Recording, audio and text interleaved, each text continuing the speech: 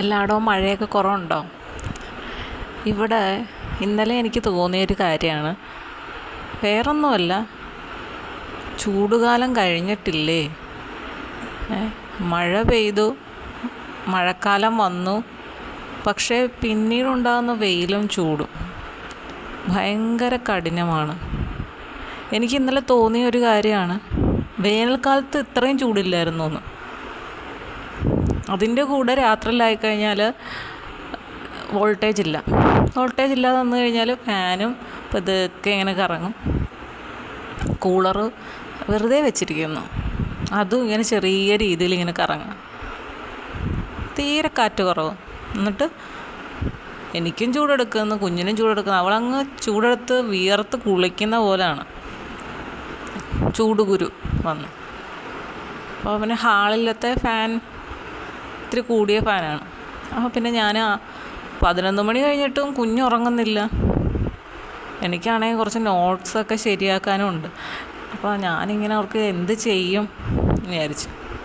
അപ്പം കൊതുകിന് ഇപ്പോൾ ഒരു കുറവ് വന്നിട്ടുണ്ട്. ഈ മഴ കഴിഞ്ഞ് വെയിൽ വന്നപ്പോഴത്തേക്കും എന്തോ കുറച്ച് കുറഞ്ഞിട്ടുണ്ട്. പക്ഷേ 1-2 എണ്ണമേ ഉള്ളൂ എങ്കിലും അത് നല്ലപോലെ നമ്മളെ കുത്തുന്ന ടൈപ്പ്. വെള്ള കളറിലെ കൊതുക്, വെള്ളയല്ലല്ലോ, അതിനെന്തോ പറഞ്ഞ ഒരുമാതിരി ഒരു മഞ്ഞ കളർ പോലത്തെ.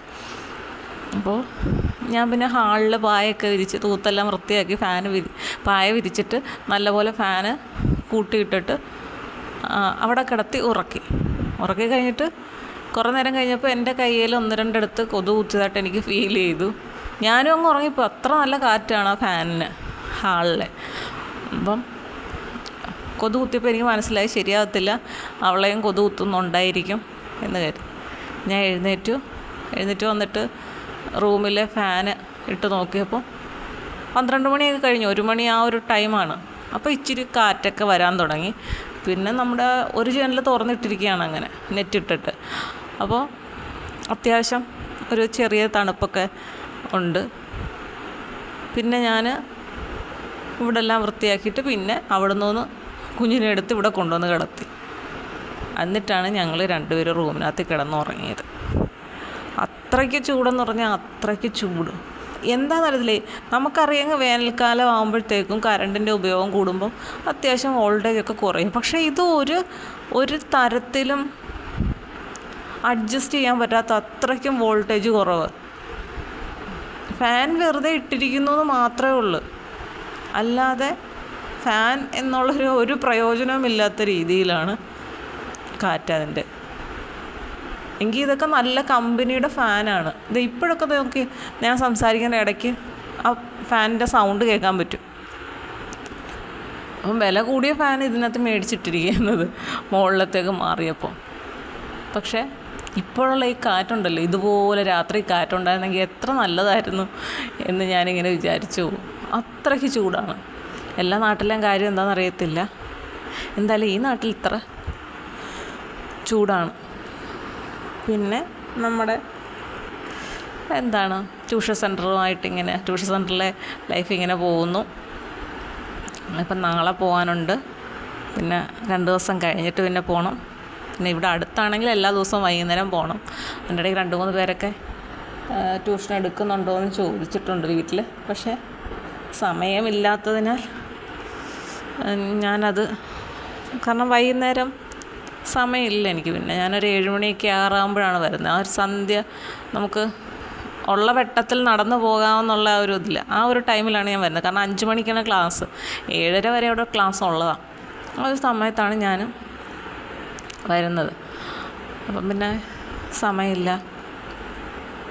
രാവിലെ പിള്ളേർക്കൊക്കെ എല്ലാവർക്കും സ്കൂളിലൊക്കെ പോകുന്നതിൻ്റെ തിരക്കാണ്. കൊച്ചു പിള്ളേർക്കൊന്ന് രാവിലെ വെച്ചാൽ അവർ ആകെ ബുദ്ധിമുട്ടായിരിക്കും.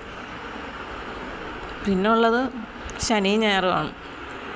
ഈ ഒരാഴ്ചത്തെയൊക്കെ കാര്യങ്ങൾ നമുക്ക് ശനിയും ഞായറും കൂടുതൽ സമയം വെച്ച് കഴിഞ്ഞാൽ എടുത്ത് തീർക്കാനൊക്കെ പറ്റും. പക്ഷേ അത് പിള്ളേർക്ക് ഭയങ്കര ബുദ്ധിമുട്ടായിരിക്കും. കാരണം തിങ്കളാഴ്ച പഠിപ്പിച്ച് ബുധനാഴ്ച ടെസ്റ്റ് പേപ്പർ വെച്ച് കഴിഞ്ഞാൽ ആ സമയത്തൊന്നും ഒരു ട്യൂഷൻ കിട്ടുന്നില്ലെങ്കിൽ ഉറപ്പായിട്ടും അവർക്ക് മാർക്കിന് ഭയങ്കര ബുദ്ധിമുട്ടായിരിക്കും. അപ്പം ഞാൻ പറഞ്ഞു, ഇവിടെ അടുത്ത് തന്നെയല്ലേ, അപ്പോൾ അങ്ങോട്ടേക്ക് വരുവാണെങ്കിൽ എല്ലാവർക്കും എളുപ്പമായിട്ട് കാര്യങ്ങൾ നടക്കുമല്ലോ. കുട്ടികൾക്ക് ഒരു രസമാണല്ലോ ട്യൂഷൻ സെൻറ്ററിലൊക്കെ പോയി പഠിക്കുക എന്ന് പറയുമ്പോൾ. അങ്ങനെയൊക്കെ പറഞ്ഞു. താല്പര്യമുള്ളവരൊക്കെ വരട്ടെ എന്ന് വിചാരിക്കുന്നു. ചിലർക്ക് ഈ ഫീസ് പ്രശ്നമാവും. വീട്ടിലൊക്കെ ആകുമ്പോഴത്തേക്കും കൊടുക്കുന്ന പൈസയും ട്യൂഷൻ സെൻറ്ററിൽ പോയി പഠിക്കുമ്പോൾ കൊടുക്കുന്ന പൈസയും വ്യത്യസ്തമാണല്ലോ. പക്ഷേ അപ്പോൾ അവർ മനസ്സിലാക്കുന്നില്ല. വീടുകളിലാകുമ്പോൾ ഈ ഒരാളാണ് എല്ലാ വിഷയവും എടുക്കുന്നത്. ട്യൂഷൻ സെൻറ്ററിലാകുമ്പോൾ ഒന്നിലധികം അധ്യാപകരുണ്ട്. അപ്പോൾ അവരവരുടേതായിട്ടുള്ള കഴിവുകൾ പിന്നെ കുട്ടികൾക്കൊരു ചേഞ്ചാണ് ആവശ്യം. എപ്പോഴും ഒരാൾ തന്നെ എല്ലാ വിഷയവും പഠിപ്പിക്കുന്നതിലും നല്ലത്, കുറച്ചുകൂടി നല്ലത് 1-2 പേരൊക്കെ ചേർന്ന് പഠിപ്പിക്കുമ്പോൾ അതൊരു കുട്ടികൾക്കൊരു ചേഞ്ച് ഇഷ്ടമാണല്ലോ. പിന്നെ എല്ലാവരുടെയും സാഹചര്യങ്ങളാണ് ഏറ്റവും വലുതായി കാണേണ്ടത്. എൻ്റെ അഭിപ്രായത്തിൽ 7 വരെയൊക്കെ നമുക്ക് ഓരോ വീടുകളിലൊക്കെ ഓരോ പെൺകുട്ടികൾ ആൺകുട്ടികളൊക്കെ ട്യൂഷൻ എടുക്കുന്നവരുണ്ട്. അവർക്കൊക്കെ 7 വരെയൊക്കെ നന്നായിട്ട് പഠിപ്പിക്കാം. പക്ഷേ 7 കഴിഞ്ഞ് 8 മുതലുള്ള ക്ലാസ് തീർച്ചയായിട്ടും ഒരു ട്യൂഷൻ സെൻറ്ററിൽ തന്നെ പോയി പഠിക്കുന്നതാണ് നല്ലത്. അതിലൊരു മാറ്റവും ഇല്ല. അത് എൻ്റെ അഭിപ്രായം തന്നെ ഒരുപാട് പേർക്ക് കാണും. കാരണം അവരവരുടെ വിഷയം തന്നെ നമുക്ക് എടുക്കാൻ പറ്റുക എന്നുള്ളത്. നമ്മൾ പഠിക്കാത്ത വിഷയവും ഡിഗ്രി ലെവലിലോ PG ലെവലിലോ ഒന്നും പഠിക്കാത്ത വിഷയമാണ് എടുക്കുന്നതെങ്കിൽ അത് ഭയങ്കര ബുദ്ധിമുട്ടായിരിക്കും. അപ്പം ഡിഗ്രി PG എന്നൊക്കെ പറയുമ്പോൾ നമ്മളുടെ ഫുള്ള് ഒരു വിഷയം എടുത്തു കഴിഞ്ഞാൽ അതിൻ്റെ തുടക്കം മുതൽ ഇപ്പോൾ എത്തി നിൽക്കുന്ന കാലഘട്ടം വരെയുള്ള എല്ലാ കാര്യങ്ങളും PG ലെവലിൽ പഠിക്കാനുണ്ട്. അപ്പം ഏകദേശം എല്ലാം ആകും ആ ഒരു ലെവലെന്ന് പറയുന്നത്. അപ്പോൾ ആ ലെവലിലൊക്കെ പഠിച്ച അധ്യാപകരെടുക്കുമ്പോൾ അതിൻ്റേതായിട്ടുള്ള പ്രയോജനം കുട്ടികൾക്ക് ഉണ്ടാവാനുള്ള ചാൻസ് ഉണ്ട്. അതുകൊണ്ടാണ്. പിന്നെ എൻ്റെ ചാനലിൽ വളരെ വ്യൂസ് കുറയുന്നു. അപ്പോൾ എന്താണ് സംഭവം എന്നറിയത്തില്ല. അപ്പം ഇങ്ങനെ പറയുന്നുണ്ടായിരുന്നു. അപ്പോൾ ഞാനൊരു ഇതിലിങ്ങനെ കണ്ടു, യൂട്യൂബ് ഇനി ആരോടും യൂട്യൂബായിട്ട് പറയുന്നില്ല, വേണമെങ്കിൽ ആളുകൾ കണ്ടാൽ മതി എന്നുള്ള രീതിയിലേക്ക് മാറിയിട്ടുണ്ട് എന്ന രീതിയിൽ പറയുന്നുണ്ട്. എന്തായാലും എൻ്റെ ചാനൽ വളരെയധികം ഡിമ്മായിക്കൊണ്ടിരിക്കുകയാണ്. പക്ഷേ ഞാൻ അന്നും പറയുമായിരുന്നു, ഞാനൊന്നും പ്രതീക്ഷിച്ചുകൊണ്ടല്ല ഇത് തുടങ്ങിയത്. ഞാൻ അറിഞ്ഞ കാര്യങ്ങളും മനസ്സിലാക്കിയ കാര്യങ്ങളൊന്ന് ഷെയർ ചെയ്യണം എന്നുള്ളതാണ്. അപ്പോൾ ഇപ്പോൾ എനിക്ക് കുറച്ച് തിരക്കും കൂടെ ഒക്കെ ഉള്ളതുകൊണ്ട് മാക്സിമം ഒരു ദിവസം ഒരു വീഡിയോ എങ്കിലും ചെയ്യണം എന്ന് കരുതുന്നുണ്ട്. അപ്പോൾ 2-3 ദിവസം കൊണ്ട് ഞാൻ കുറച്ചധികം വീഡിയോ 3-4 വീഡിയോ ചെയ്തായിരുന്നു. കാരണം അത് നേരത്തെ തന്നെ ഞാൻ ചെയ്ത് വെച്ചിരുന്നതാണ്. അപ്പോൾ അതങ്ങ് തീർത്ത് കഴിഞ്ഞാൽ പിന്നെ എനിക്ക് ഒരെണ്ണം എന്നുള്ള രീതിയിൽ അങ്ങ് പോയാൽ മതിയല്ലോ എന്ന് ഓർത്തിട്ടാണ് അതങ്ങ് അപ്ലോഡ് ചെയ്തത്. എന്തായാലും കുറച്ച് പേര്, ഒരു 4-5 പേര് എന്ന് പറയുമ്പോൾ, ഈ 5 പേര് എന്ന് പറയുമ്പോൾ ഞാനൊരു വീഡിയോ ഇട്ടാൽ ആദ്യമേ കാണുന്ന ഈ 5 പേരുണ്ട്. ആരൊക്കെയാണെന്നും എനിക്കറിയാം. ആരുടെയും പേര് ഞാൻ പറയുന്നില്ല, ചിലപ്പോൾ അവർക്ക് ഇഷ്ടപ്പെട്ടില്ലെങ്കിലോ. അപ്പം ആ 4-5 പേരുണ്ട്, മതി, എനിക്ക് അത് മതിയല്ലോ. ഇപ്പം എന്താ പറയുക, 5 പേരെങ്കിൽ 5 പേര് ഞാൻ പറയുന്നത് കേൾക്കാനുണ്ട് എന്നറിയുമ്പോൾ എനിക്കുള്ള ആ സന്തോഷം, പകരം എനിക്ക് അവരോടുള്ള സ്നേഹം, അവരോടുള്ള ആ ഒരു ബഹുമാനം, അത് വളരെ വലുതാണ്. കാരണം ഞാൻ ഈ 500 പേര് സബ്സ്ക്രൈബേഴ്സ് ആയിക്കഴിഞ്ഞിട്ടാണ് ഞാൻ എൻ്റെ ബന്ധുക്കളോടായാലും ഫ്രണ്ട്സിനോടായാലും ഒക്കെ എനിക്കിങ്ങനെ ഒരു ചാനലുണ്ട്, ഇതിങ്ങനെയാണ് എന്ന് പറഞ്ഞാൽ എൻ്റെ ഡീറ്റെയിൽസ് കൊടുക്കുന്നത് തന്നെ. പക്ഷേ എനിക്കത് കൊടുക്കുമ്പോഴേ അറിയാമായിരുന്നു ഇവരാരും തന്നെ എൻ്റെ ചാനൽ കേൾക്കാനൊന്നും അങ്ങനെ പോകുന്നില്ല. ആദ്യത്തെ 1-2 ദിവസം ഒന്ന് കേൾക്കും, അത്രയേ ഉള്ളൂ. ബാക്കി പിന്നെ അങ്ങോട്ടാരും കേൾക്കില്ല. കാരണം എല്ലാവർക്കും ആവശ്യം വീഡിയോസ് കണ്ടുകൊണ്ട് അവരുടെ ഒരു മനസ്സിൻ്റെ സന്തോഷമാണ് നോക്കുന്നത്. മാത്രമല്ല എല്ലാവർക്കും ഒരു ഡേറ്റയ്ക്ക് ഒരു ലിമിറ്റുണ്ട്. വൈഫൈ ഇല്ലാത്തവർക്ക് ഒരു ദിവസം ഇത്ര GB എന്നുള്ളതാണ്. അപ്പോൾ എൻ്റെ വീഡിയോസ് കേൾക്കാൻ പോകുന്നോ അതോ മറ്റുള്ള വീഡിയോസ് കാണാൻ പോകുന്നോ? അപ്പം ഞാൻ അങ്ങനെ ഒരിക്കലും മോശമായിട്ടല്ലേ കുറ്റം പറയുന്നതല്ല. പക്ഷേ എനിക്കറിയാമായിരുന്നു ഇതാരും കേൾക്കാൻ പോകില്ല എന്ന്. അപ്പോഴും നമുക്കുള്ളവരെപ്പോഴും നമ്മുടെ കൂടെ ഉണ്ടാകും എന്ന് പറയുന്ന വലിയൊരു സത്യം ഞാൻ നേരത്തെ തന്നെ മനസ്സിലാക്കിയിരുന്നു. അതുകൊണ്ട് തന്നെ ഇപ്പോൾ ആരും കേൾക്കുന്നില്ല, എൻ്റെ സ്വന്തക്കാരോ അല്ലെങ്കിൽ ഫ്രണ്ട്സ് ആരും കേൾക്കുന്നില്ലെന്ന് എനിക്കൊരു വിഷമവും തോന്നുന്നില്ല. കാരണം ഇത് ഞാൻ നേരത്തെ മനസ്സിൽ കരുതിയിരുന്നത് തന്നെയാണ്. പിന്നെ 1-2 പേരുണ്ട് കേട്ടോ, ബന്ധുക്കളായാലും കൂട്ടുകാരായാലും 1-2 പേരുണ്ട് കാണുന്നവരും വ്യക്തമായിട്ട് എന്നോട് അഭിപ്രായം പറയുന്നവരും കമൻറ്റ് ചെയ്യുന്നവരും ഒക്കെ ഉണ്ട്. അപ്പം അത് അങ്ങനെ പോട്ടെ. എന്തായാലും അവർക്ക് അങ്ങനെയൊക്കെ ഉള്ളൊരു മനസ്സ് തോന്നില്ല. അപ്പം ഞാൻ എല്ലാവരോടും പറഞ്ഞു, ഒരു ദിവസം ഒറ്റ വീഡിയോ എങ്കിലും നിങ്ങൾ കേൾക്കണേന്ന് പറഞ്ഞു. അതൊന്നും കേൾക്കുന്നൊന്നും ഉണ്ടാവില്ല, സമയമില്ല, ജീവി കാണത്തില്ല. എന്തായാലും അങ്ങനെ പോട്ടെ. നമ്മൾ തുടങ്ങിയപ്പോൾ ഞാനൊന്നും പറയാതെ തന്നെ എൻ്റെ ഒപ്പം സഞ്ചരിച്ച് ഈ 600 സംതിങ് വീഡിയോസായി. അത്രയും വീഡിയോസിൽ എൻ്റെ ഒപ്പം നിന്ന എൻ്റെ സ്വന്തം ആളുകളുണ്ട്. ഒരു പക്ഷേ കുറേ ആളുകൾ സ്ഥിരം കാണും. 1000-ന് മുകളിൽ ആൾക്കാർ ഈ എല്ലാ വീഡിയോസും കാണുന്നവരുണ്ടായിരുന്നു. ഇപ്പോൾ അവർക്കും യൂട്യൂബിൻ്റെ അപ്ഡേഷൻ കാരണമാണോ എന്താണെന്നറിയത്തില്ല, അവർക്ക് അവരറിയാതെ പോകുന്നത് കൊണ്ടാവാം പല വീഡിയോസും ഇത്രയധികം ബുദ്ധിമുട്ട് ഉണ്ടായത്. ഇത്രയും നാളിനുള്ളിൽ എൻ്റെ ഫോണൊക്കെ കംപ്ലൈൻ്റ് ആയ സമയത്ത് ഒരുപാട് വ്യൂസ് കുറഞ്ഞു പോയെങ്കിലും പിന്നെ ഞാൻ വീഡിയോസ് ചെയ്തപ്പോൾ അതിൻ്റെ ഇരട്ടിയായിട്ട് എനിക്ക് പിന്നെ വ്യൂസ് വന്നതാണ്. അപ്പോൾ എന്തായാലും നമ്മുടെ ജീവിതത്തിൽ പലതരത്തിലുള്ള പ്രതിസന്ധികൾ ഉണ്ടാവും. അത് ഏത് തരത്തിലാവുമെന്ന് നമുക്ക് പറയാൻ പറ്റില്ല. അപ്പോൾ ഞാൻ ജസ്റ്റ് ഒന്ന് തുടങ്ങി എൻ്റെ കാര്യങ്ങൾ പറയാൻ തുടങ്ങി. അത് ആളുകൾ കേൾക്കുന്നുണ്ട് എന്ന് മനസ്സിലായപ്പോഴാണ് ഞാൻ വീണ്ടും വീഡിയോസ് ചെയ്യാൻ തുടങ്ങിയത്. അപ്പോൾ ഞാനത് കേൾക്കുന്നുണ്ടല്ലോ എന്ന് കരുതിയിട്ടാണ് നമ്മൾ മുന്നോട്ട് പോയത്. അപ്പോൾ എനിക്ക് എന്താണ് ചില സമയത്ത് ചാർജ് ചെയ്യാൻ പറ്റാതെ വരുമ്പോൾ പിന്നീട് അത് ചാർജ് ചെയ്യുന്നു. അപ്പോൾ കുറേ പൈസയൊക്കെ എന്താണ് ഫോൺ ചാർജ് ചെയ്യാൻ വേണ്ടിയിട്ട് പോയി. അപ്പോൾ എനിക്ക് എൻ്റെ സ്നേഹത്തിൻ്റെ അങ്ങേയറ്റം നിറകുടങ്ങളായ 2 പിന്നെ വ്യക്തികൾ, നമ്മുടെ വീടിനടുത്തുള്ളവർ തന്നെ, ആ വീട്ടുകാരുടെ വൈഫൈയുടെ പാസ്വേഡ് തന്നു. അപ്പം അവരോടുള്ള ആ ഒരു സ്നേഹം എനിക്കെപ്പോഴും ഉണ്ട്. അപ്പോൾ അവരങ്ങനെ ഒരു ഹെൽപ്പ് ചെയ്തുകൊണ്ട് എനിക്ക് അത്യാവശ്യം ചില സമയങ്ങളിൽ അവരുടെ ഒരു കണക്ഷൻ എനിക്ക് ഷെയർ ചെയ്യാൻ പറ്റി. അപ്പോൾ അങ്ങനെ കുറച്ച് എനിക്ക് എന്താണ് എൻ്റെ ജീവി ലാഭിക്കാൻ പറ്റി. എന്തായാലും 1 മാസം ഈ നിൽക്കില്ല, ഞാൻ ചാർജ് ചെയ്താൽ GB അതിന് മുമ്പ് തീരും. കാരണം ഇടയ്ക്കൊക്കെ അല്ലാതുള്ള എന്തെങ്കിലുമൊക്കെ നോക്കുമോ, പിന്നെ വാട്സപ്പും മറ്റു കാര്യങ്ങളൊക്കെ ഉണ്ടല്ലോ, അപ്പോൾ അതൊക്കെ നോക്കുക. പിന്നെ കുഞ്ഞിനിടയ്ക്ക് എന്തെങ്കിലും ഒരു പാട്ട് കാണിച്ചു കൊടുക്കുക. അപ്പോൾ അതൊക്കെ ആകുമ്പോഴത്തേക്കും എന്തായാലും കുറേയൊക്കെ നമുക്ക് അങ്ങനെയും നമ്മുടെ ഡേറ്റ തീരും. അപ്പോൾ എന്തായാലും അങ്ങനെയൊക്കെയുള്ള കുറേ കാര്യങ്ങൾ എനിക്ക് അനുകൂലമായി കിട്ടിയായിരുന്നു. അപ്പോൾ അതൊക്കെ എന്നെ ഒരുപാട് സപ്പോർട്ട് ചെയ്ത്. പക്ഷേ ഇപ്പോൾ നമുക്കെന്താണ് ഒരു മോശം സമയം എന്നുള്ള രീതിയിൽ എൻ്റെ ചാനലിനൊരു മോശം സമയം വന്നിരിക്കുകയാണ്. അപ്പോൾ അതിങ്ങനെ ചില ദിവസം എനിക്കങ്ങ് സങ്കടം വരും, ഇത്രയ്ക്കും മോശമായ രീതിയിലേക്ക് പോയല്ലോ എന്ന്. പോട്ടെ. അപ്പം ഞാൻ ഓർക്കും ഇതൊക്കെ എൻ്റെ ഇടയ്ക്ക് ഇങ്ങനെ വരും പോകും അല്ലേ. പക്ഷെ ആരും കാണാത്ത ഒറ്റ വീഡിയോ പോലും ഇല്ല, ഒരു വ്യൂ പോലും കിട്ടാത്ത വീഡിയോ ഇതുവരെ എനിക്കുണ്ടായിട്ടില്ല എന്ന് കരുതി ഞാൻ ആശ്വസിക്കുകയാണ്. അതുപോലെ ആർക്കും കാണത്തില്ല, അങ്ങനെ വ്യൂ ഇല്ലാത്ത വീഡിയോസൊന്നും ആർക്കും കാണില്ല. അപ്പം ഞാൻ അങ്ങനെ കരുതുകയാണ്, ആരും കാണാതിരിക്കുന്നില്ലല്ലോ, 1-2 പേരെങ്കിലും കേൾക്കുന്നുണ്ടല്ലോ, അത് മതി. അല്ലെങ്കിൽ ഇനിയും അത് ചാനൽ നിർത്തല്ലേ, ഇനി വീഡിയോസ് ചെയ്യണേ എന്നൊക്കെ പറഞ്ഞുകൊണ്ട് എനിക്ക് കമൻറ്റ് ചെയ്യുന്ന നമ്മുടെ സ്വന്തം ആളുകളൊക്കെ ഉണ്ട്.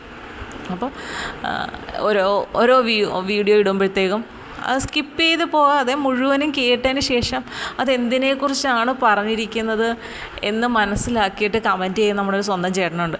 അപ്പോൾ അതൊക്കെയെന്ന് പറയുമ്പം എനിക്ക് കിട്ടുന്ന ഒരു പോസിറ്റീവ് എനർജി ഉണ്ടല്ലോ, അത് ഭയങ്കരമായിട്ട് എന്നെ സഹായിക്കാറുണ്ട് പലപ്പോഴും. അതുകൊണ്ട് എന്ത് കാരണവശാലും ഈ 4-5 പേരായിക്കൊള്ളട്ടെ, അവർ വന്ന് എൻ്റെ വാക്കുകൾ കേൾക്കുന്നുണ്ടെങ്കിൽ അതിനപ്പുറത്തേക്ക് എനിക്ക് ഒന്നും ഇല്ല അല്ലേ. നമ്മളൊന്നും കൂടുതലായിട്ട് പ്രതീക്ഷിക്കേണ്ട. പിന്നെ ഈ ഇപ്പം 1000 മണിക്കൂർ എന്ന് പറയുന്നത് എനിക്ക് വളരെ പെട്ടെന്ന് കിട്ടിയൊരു ഇതാണ്. അപ്പം 3000-4000 മണിക്കൂറൊക്കെ, 4000 മണിക്കൂറാണ് വേണ്ടത്, എന്നാലേ എന്തെങ്കിലും ഒരു വരുമാനം എന്നുള്ള രീതിയിൽ നമുക്കൊരു പ്രതീക്ഷയുള്ളൂ. അതുവരെ നമുക്ക് പ്രതീക്ഷയൊന്നും വെക്കേണ്ട കാര്യമില്ല. അപ്പോൾ ഇവിടെ 1000 മണിക്കൂറെന്ന് പറയുന്നത് ഞാൻ ആരോടും റിക്വസ്റ്റ് ചെയ്യാതെ, അതായത് പുറമേ ഉള്ള എൻ്റെ സ്വന്തക്കാരോടോ ബന്ധുക്കളോടോ സുഹൃത്തുക്കളോടോ ഒന്നും റിക്വസ്റ്റ് ചെയ്യാതെ എനിക്ക് യൂട്യൂബിൽ എൻ്റെ സ്വന്തം ആളുകൾ, അങ്ങനെ തന്നെ പറയട്ടെ, എനിക്ക് അങ്ങനെ പറയാനാണ് ഇഷ്ടം, ആളുകൾ എനിക്ക് തന്ന ആ ഒരു വിലപ്പെട്ട സമയം തന്നെയാണ് ഈ 1000 മണിക്കൂറെന്ന് പറയുന്നത്. 1000 മണിക്കൂറും പിന്നിട്ട് 1100 മണിക്കൂർ ആയതിന് ശേഷമാണ് ഞാൻ എല്ലാവരോടും പറയാൻ തുടങ്ങി. അപ്പോൾ അത്രയും മണിക്കൂർ എനിക്ക് തന്നത് നിങ്ങൾ ഓരോരുത്തരുമാണ്. നിങ്ങളുടെ ആ വിലപ്പെട്ട സമയം കാഴ്ചയ്ക്ക് മാത്രമല്ല കേൾവിക്കും ആവശ്യമാണ്. അതായത് ടി വി ഉണ്ടെങ്കിലും റേഡിയോ കേൾക്കുന്നതിൻ്റെ ഒരു രസം വേറെയാണ് എന്ന രീതിയിൽ ചിന്തിക്കുന്ന ഒരു പറ്റം മനസ്സുകളുണ്ട്. കാരണം റേഡിയോ ആയിരുന്നു ആദ്യം. ആ റേഡിയോയ്ക്ക് വേണ്ടി കൊതിച്ച ഒരുപാട് മനസ്സുകളുണ്ട്. പിന്നീടാണല്ലോ എല്ലാവരും ടി വിയിലേക്ക് മാറിയത്. ഇപ്പോഴും ജോലി ചെയ്യുമ്പോൾ റേഡിയോ FM ആയാലും കേട്ടുകൊണ്ട് ജോലി ചെയ്യുന്ന ഒരുപാട് ആളുകളുണ്ട്. നമ്മൾ കാറിൽ പോകുമ്പോഴായാലും പാട്ടൊക്കെ കേട്ട് റേഡിയോ ഒക്കെ കേട്ടുകൊണ്ട് പോകുന്നവരുണ്ട്. അപ്പം ഞാൻ ചില വീഡിയോസൊക്കെ ലോങ് ആയിട്ട് ചെയ്യും, 1 മണിക്കൂറിൻ്റെയൊക്കെ ചെയ്യും. എൻ്റെ ഉദ്ദേശം എന്ന് പറയുന്നതും ഇത് തന്നെയായിരുന്നു. അതായത് ആരെങ്കിലുമൊക്കെ ജോലി ചെയ്യുന്നതിൻ്റെ ഇടയ്ക്ക് സമയം പോട്ടെ, അപ്പം എന്തെങ്കിലും നമ്മുടെ അടുത്ത് ആരെങ്കിലും വന്നിരുന്ന് വർത്താനം പറയുമ്പോൾ നമ്മൾ ചെയ്യുന്ന ജോലിക്കൊക്കെ സ്പീഡ് കാണും, പെട്ടെന്ന് ചെയ്യുന്നതായിട്ട് നമ്മുടെ ആ ജോലിയുടെ ആയാസം കുറയുന്നതായിട്ട് നമുക്ക് തോന്നും. അങ്ങനെ ആർക്കെങ്കിലുമൊക്കെ ഒരു ആയാസക്കുറവുണ്ടാവട്ടെ എന്ന് വിചാരിച്ചിട്ടാണ് ഞാൻ അങ്ങനെ ലോങ് ആയിട്ടുള്ള വീഡിയോസ് ചെയ്തത്. അങ്ങനെയുള്ള വീഡിയോസും തന്നു, ചെറിയ വീഡിയോസും തന്നു. പിന്നെ അത്യാവശ്യം എല്ലാവരും പറഞ്ഞു, കുക്കിങ്ങിൻ്റെ പറഞ്ഞു.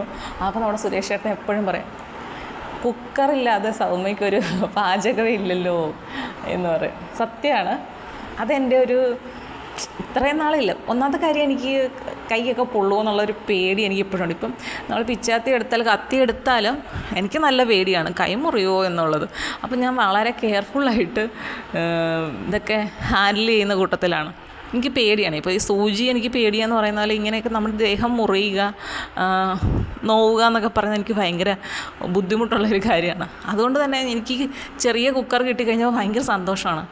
അപ്പം ചെറിയ ചെറിയ കാര്യങ്ങൾ, ഈ പച്ചക്കറിയുടെ എന്തെങ്കിലുമൊക്കെ തോരനോ അങ്ങനെ മെഴുക്കുവരട്ടി അങ്ങനെയൊക്കെ വെക്കുമ്പോഴത്തേക്കും എനിക്ക് അതാണ് കൂടുതൽ സേഫ്. കാരണം ഹാൻഡിലുള്ളത് കൊണ്ട് കൈ പൊള്ളത്തില്ല. അപ്പോൾ അതിൽ പിടിച്ചുകൊണ്ട് ഇളക്കാനും നമ്മളെത്ര ആവശ്യമുള്ള അത്രയും പച്ചക്കറി അതിൽ ശരിയാക്കി എടുക്കാനും കറി വെച്ചെടുക്കാനും ഒക്കെ ഉള്ള ചെറിയ പാകത്തിനുള്ള കുക്കറാണത്. അപ്പോൾ അതെനിക്ക് ഭയങ്കരമായിട്ടും ഇഷ്ടമാണ്. അത് ഒഴിവാക്കിയിട്ട് മിക്കവാറും ഞാനൊന്നും ചെയ്യാറില്ല എന്നുള്ളതാണ്. പിന്നെ അതിൻ്റെ തൊട്ട് വലുതായിട്ടുള്ള കുക്കറുണ്ടെങ്കിലും ഇതിൽ ചെയ്യാൻ പറ്റുന്നുണ്ടെങ്കിൽ ഇതിൽ തന്നെ ഞാൻ ചെയ്യും. കാരണം ഒതുങ്ങിയിരിക്കുന്ന, അല്ലെങ്കിൽ നമ്മുടെ ചിലർ പറയത്തില്ലേ, എൻ്റെ കൈക്ക് വഴങ്ങുന്ന രീതിയിലുള്ളതാണെന്നൊക്കെ പറയുന്നത് കേട്ടിട്ടില്ലേ. എൻ്റെ ഒരു ഭാഗ്യ ഇതാണെന്നൊക്കെ പറഞ്ഞുകൊണ്ട് കൊണ്ടു നടക്കുന്നത്. അതേപോലെ തന്നെയാണ് എനിക്ക് ആ കുക്കർ. പിന്നെ ഇതിൽ ഇച്ചിരി മോശമാകാൻ തുടങ്ങിയിട്ടുണ്ട്. എപ്പോഴും ഇന്നും ഇതിൽ തന്നെയല്ലേ പാചകം ചെയ്യുന്നത്. അപ്പോൾ അതിങ്ങനെ മോശമാകുന്ന ഒരു സമയമാകുമ്പോഴത്തേക്കും അതേ അളവിലുള്ള സ്റ്റീലിൻ്റെ കുക്കർ വാങ്ങിക്കണമെന്ന് ഞാൻ ഇപ്പോഴേ കരുതി വെച്ചിരിക്കുകയാണ്. എന്തായാലും എൻ്റെ പാചകത്തിൻ്റെ ഒരു അടിത്തറ തന്നെയാണ് ആ ഒരു കുക്കറെന്ന് പറയുന്നത്. അതിൽ ഇപ്പം എൻ്റെ ആ വീഡിയോ കണ്ടിട്ട് എൻ്റെ ചില സുഹൃത്തുക്കൾ ചോദിച്ചു, ഇതെന്താണ് ഈ കാണിക്കുന്നത്? ഇത് നമ്മൾ സാധാരണ കുക്കിംഗ് വീഡിയോസ് കണ്ടിട്ടുള്ളത് ഓരോരോ പാത്രത്തിലും അതിൻ്റെ ഇൻഗ്രീഡിയൻസ് എന്തൊക്കെയാണെന്ന് വെച്ചാൽ എടുത്ത് വെച്ചിട്ട് അതിന് വിശദമായിട്ട് പറഞ്ഞ് പിന്നെ അത് പാചകം ചെയ്യുന്നത് കാണിച്ച് ഒക്കെയാണ് ചെയ്യുന്നത്. അങ്ങനെ ചെയ്തുകൂടെ? ഞാൻ ഉദ്ദേശിക്കുന്ന അതല്ല. ഇന്ന സാധനങ്ങൾ ചേർത്തിട്ടുണ്ടെന്ന് പറഞ്ഞാൽ അതിന് പ്രത്യേകിച്ച് പറയേണ്ട കാര്യങ്ങളൊന്നുമില്ല. എല്ലാവരും ഏകദേശം ആദ്യമായിട്ട് പാചകം ചെയ്യുന്നവരാരും ഇതങ്ങനെ ഈ വീഡിയോ ഒന്നും അങ്ങനെ കാണാൻ പറ്റത്തില്ല. പിന്നെ അവരൊക്കെ വേറെ രീതിയിലുള്ള പാചകങ്ങളാണ് ശ്രദ്ധിക്കുക. ഇത് ജസ്റ്റ് 3 മിനിറ്റിന് താഴെ വരുന്നതാണ്. അപ്പോൾ അതിനനുസരിച്ചുള്ള കാര്യങ്ങളാണ്. പിന്നെ നമ്മുടെ ചേട്ടന്മാരാണ് പറഞ്ഞ് ചെയ്യും, അതൊന്ന് ചെയ്യുക എന്നുള്ളത്. അപ്പം ഞാൻ പറഞ്ഞു കൊടുക്കുന്നുണ്ട്, ഞാൻ ഇന്നതൊക്കെയാണ് ചെയ്യുന്നത്, ഇന്ന രീതിയിലാണ് ചെയ്യുന്നത്. അത്രയാണ് എനിക്ക് പറയാനുള്ളത്. അല്ലെങ്കിൽ പിന്നെ അതൊക്കെ ഓരോന്നും എടുത്തിട്ട് പിന്നെ അത് എഡിറ്റ് ചെയ്ത് ഒക്കെ ശരിയാക്കണം. അതിനൊക്കെ ഒരുപാട് സമയം വരും. എനിക്ക് അത്രയുള്ള സമയം ഇപ്പം ഇല്ല. അതാണ്. ഇനിയൊരു സമയമൊക്കെ ഉണ്ട്, കുഞ്ഞ് അംഗൻവാടിയിലോ സ്കൂളിലൊക്കെ പോകാൻ സമയമൊക്കെ ആകുമ്പോൾ എനിക്കപ്പം പകൽ എനിക്ക് വേറെ ജോലിയൊന്നും ഇല്ലെങ്കിൽ എനിക്ക് സമയമുണ്ട്. അപ്പോൾ എനിക്ക് കുറച്ചുകൂടി കാര്യങ്ങൾ ചെയ്യാൻ പറ്റും. ഇപ്പോഴും ഞാൻ പറയണം, 3-4 മാസമായി എൻ്റെ ഈ ഫോൺ വാങ്ങിയിട്ടുണ്ടെങ്കിലും ഇതിലെ പല സെറ്റിങ്സും എനിക്ക് ഇപ്പോഴും അറിയില്ല. കാരണം ഞാൻ അതിന് വേണ്ടിയിട്ട് സമയം കളയാൻ എൻ്റെ കയ്യിൽ കിട്ടുന്നില്ലെന്നുള്ളതാണ്. കാരണം ഒന്നാമത്തെ കാര്യം, സമയം കിട്ടിയാലും ഫോൺ എടുത്ത് കഴിഞ്ഞ് കഴിഞ്ഞാൽ കുഞ്ഞ് ഉണർന്നിരിക്കുകയാണെങ്കിൽ ഓടി വരും. അപ്പം അവൾക്ക് ഫോട്ടോ എടുക്കണം. അപ്പം പിന്നെ അതെടുത്ത് താഴെ എങ്ങനെ വിട്ട് കഴിഞ്ഞാൽ പിന്നെ അതിനൊരു പ്രശ്നം. അതുകൊണ്ട് ഞാൻ മാക്സിമം അവളുടെ മുന്നിൽ മാറ്റി വയ്ക്കാനായിട്ട് ശ്രമിക്കാറുണ്ട് ഫോൺ. അപ്പം അങ്ങനെയാണ് എൻ്റെ കുക്കിംഗ് വീഡിയോസ് പോകുന്നത്. പിന്നെ മനസ്സിനെക്കുറിച്ചുള്ള വീഡിയോസിൽ എല്ലാം തന്നെ ഞാൻ ഒരുപാട് പ്രധാനപ്പെട്ട കാര്യങ്ങൾ പറഞ്ഞിട്ടുണ്ടെന്നാണ് എനിക്ക് തോന്നുന്നത്. അപ്പം ഞാൻ കഴിഞ്ഞ ദിവസം ഒരു കമൻറ്റ് ചെയ്യുന്ന ചേട്ടനോട് ചോദിച്ചു, താങ്കൾക്ക് എന്താണ് എൻ്റെ വീഡിയോ കേൾക്കാൻ, തുടർന്നും കേൾക്കണം എന്നൊരു താല്പര്യം തോന്നാനുള്ള കാരണം എന്ന് ചോദിച്ചപ്പോൾ പറഞ്ഞു, എൻ്റെ വീഡിയോസിൽ എന്തോ ഒരു പ്രത്യേകതയുണ്ട്, നീ പറയുന്ന ഏകദേശം എല്ലാം ശരിയാണ്. ഈ രീതിയിലാണ് എനിക്ക് കമൻറ്റ് കിട്ടിയത്, കേൾക്കാൻ തോന്നും എന്നുള്ളത്. അപ്പം ഞാൻ പറയുന്ന എന്തൊക്കെയോ കാര്യങ്ങൾ ശരിയാണ്, പറയുന്ന കാര്യങ്ങളിൽ എന്തൊക്കെയോ ശരിയുണ്ടെന്ന് പുള്ളിക്കാരനും തോന്നിയിട്ടുണ്ട്. അപ്പോൾ അതുകൊണ്ടാണ് പുള്ളി വീണ്ടും കേൾക്കുന്നത് എന്ന് പറഞ്ഞു. അപ്പോൾ ഞാൻ തെറ്റായിട്ടൊന്നും പറയുന്നില്ല എന്നുള്ള അന്ന് അങ്ങനെയുള്ള ഒരു കാര്യം എനിക്ക് മനസ്സിലാക്കാൻ അതുവഴി പറ്റി. പിന്നെ കഴിഞ്ഞ ദിവസം എനിക്കൊരുപാട് സന്തോഷം തോന്നിയൊരു കാര്യമാണ്, തൊണ്ടയ്ക്ക് ഇച്ചിരി പ്രശ്നമായിട്ടും ചെറിയൊരു പനിയായിട്ട് വന്നതാണ്. പക്ഷേ ഞാൻ എപ്പോഴും അടിച്ചമർത്തുക എന്നുള്ളത് എൻ്റെ ഒരു ഹോബി തന്നെയാണ്. കാരണം മാക്സിമം ഞാൻ അങ്ങനെ മരുന്ന് പോയി പുറത്തുനിന്ന് ഹോസ്പിറ്റലിൽ പോയി മരുന്ന് വാങ്ങാറില്ല. അങ്ങനെ പനി വന്നു കഴിഞ്ഞാൽ നമുക്ക് ചെയ്യാവുന്ന കുറേ കാര്യങ്ങളുണ്ട്. അങ്ങനെ പനി അങ്ങനെ എനിക്ക് വരാറില്ല. വന്നു കഴിഞ്ഞാൽ ഈ 2 പ്രാവശ്യം അടുപ്പിച്ചു ഓരോ മാസം ഇടവിട്ട് എനിക്ക് പനി വന്നു. അത് പൂർണ്ണമായിട്ടും മാറാത്തതുകൊണ്ട് പിന്നെ ഈ ചൂട് അതിൻ്റെ ആ ഒരു ബുദ്ധിമുട്ടുകൾ കൊണ്ടാണ് വീണ്ടും ആ പനി വന്നത്. അപ്പം ഞാൻ ആ പനിയെ എങ്ങനെയൊക്കെയാണ് ഇല്ലാണ്ടാക്കുന്നതെന്നൊക്കെ പറഞ്ഞുകൊണ്ട് വീഡിയോ ഞാൻ ചെയ്തിട്ടുണ്ട്. അപ്പോൾ എല്ലാവർക്കും അത് ചെയ്യാവുന്നതാണ്. അല്ലാതെ എപ്പോഴും പോയി ഡോക്ടറിനെ കണ്ട് ആൻറ്റിബയോട്ടിക് മാത്രം കഴിച്ച് അങ്ങനെ പോകണമെന്നില്ല. പിന്നെ കഠിനമാണ്, നമ്മളെക്കൊണ്ട് കഴിയില്ലെങ്കിൽ നമ്മൾ തീർച്ചയായിട്ടും ഹോസ്പിറ്റലിൽ പോകണം എന്നുള്ളതാണ് എനിക്കും പറയാനുള്ളത്. ഇല്ലെങ്കിൽ നമ്മൾ പണ്ട് കാലത്ത് നമ്മുടെ വീടുകളിലൊക്കെ പനി വന്നാൽ എന്താണ് ചെയ്യുക, അതൊക്കെ നമ്മൾ ട്രൈ ചെയ്യുക. അതിൻ്റെ കൂടെ നമുക്ക് കഴിക്കാവുന്ന മരുന്നും കഴിച്ച് അതൊക്കെ ഒന്ന് ട്രൈ ചെയ്യുക. ശരീരത്തിന് ആവശ്യമുള്ള റെസ്റ്റ് കൊടുക്കുക, അതൊക്കെ ചെയ്യുക. ഇപ്പോൾ റെസ്റ്റിൻ്റെ കാര്യം പറഞ്ഞു കഴിഞ്ഞപ്പോൾ ഇവിടെ പനിയുള്ള ടൈമിൽ ഇവിടെ ആരും കാണത്തില്ല ചിലപ്പം. അപ്പം അവൾക്ക് അവളുടേതായിട്ടുള്ള ഇഷ്ടങ്ങൾ, വാശി, കിടക്കാൻ പറ്റുമോ ഒരു നിമിഷം പോലും അവൾ ഉറങ്ങുമ്പോഴല്ലാതെ എനിക്കൊന്ന് വിശ്രമിക്കാൻ പറ്റില്ല. ആ ഒരു രീതിയിലായിരുന്നു പനി. പക്ഷേ നമുക്ക് എന്ത് ചെയ്യാൻ പറ്റും? ഒന്നും ചെയ്യാൻ പറ്റില്ല. പക്ഷെ ഞാൻ അപ്പോഴും പനിയുള്ള സമയത്തും ഞാൻ എഴുന്നേറ്റ് കഴിഞ്ഞാൽ രാവിലെ തന്നെ കുളിക്കുന്ന ഒരാളാണ്. അല്ലെങ്കിൽ പിന്നെ അവൾ ഉറങ്ങുന്ന സമയം എന്ന് പറയുമ്പോൾ ചിലപ്പോൾ ഉച്ച കഴിഞ്ഞിട്ടൊക്കെ ആയിരിക്കും. അപ്പോഴൊക്കെ കുളിക്കുക എന്ന് പറഞ്ഞാൽ എനിക്ക് എന്തോ ഒരു ബുദ്ധിമുട്ടാണ്. അതുകൊണ്ട് ഞാൻ രാവിലെ തന്നെ കുളിക്കും. പനിയായപ്പോഴും തല കഴുകിയില്ല എന്നുള്ളതേ ഉള്ളൂ. കാരണം തല കഴുകിക്കഴിഞ്ഞാൽ പ്രശ്നമാണ് പനി സമയത്ത്. നമുക്ക് പനി ഒരിക്കലും പുറകോട്ട് പോകത്തില്ല, കൂടുതലായിക്കൊണ്ടേയിരിക്കും. അതുകൊണ്ട് ഞാൻ തല കഴുകില്ല, പക്ഷെ മേല് കഴുകും രാവിലെ. അതൊരു മസ്റ്റായിട്ടുള്ള കാര്യമാണ്. അപ്പോൾ ആ സമയത്ത് നമുക്ക് ഇച്ചിരി തണുപ്പൊക്കെ തോന്നും ഭയങ്കരമായിട്ട്. പക്ഷേ ഞാനങ്ങ് മേല് കഴുകി കഴിയുമ്പോൾ ഉണ്ടല്ലോ നമുക്കൊന്ന് ഫ്രഷ് ആകുകയാണ്, നമുക്കെന്തോ മനസ്സിനൊരു സുഖം കിട്ടുക. ഇല്ലെങ്കിൽ നമ്മൾ ഈ പനി പിടിച്ച് ഇങ്ങനെ വല്ലാണ്ട് നമ്മൾ ഡൗണായി പൊയ്ക്കൊണ്ടേയിരിക്കും. അപ്പോൾ ആ സമയത്ത് തന്നെ വീഡിയോസ് കേട്ടിട്ട് നമ്മുടെ സുരേഷ് ചേട്ടൻ പനിയാണോ കുഞ്ഞേ എന്ന് ചോദിച്ചു. ആ കുഞ്ഞേ എന്നുള്ള വിളിയിൽ എനിക്ക് ഭയങ്കരമായിട്ട് അങ്ങ് സന്തോഷമായി. കാരണം അങ്ങനെ ഒരാൾ പറയാനുണ്ടല്ലോ അല്ലേ.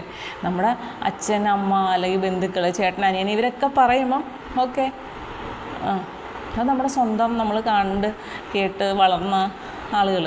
പക്ഷേ ഇതുവരെ കണ്ടിട്ടില്ലാത്ത, എൻ്റെ ശബ്ദം മാത്രം കേട്ടുള്ള, എൻ്റെ ഫേസ് പോലും ഞാൻ ആരും കാണിച്ചിട്ടില്ലല്ലോ, ആകെ ഉള്ള കണ്ണുകൾ മാത്രം.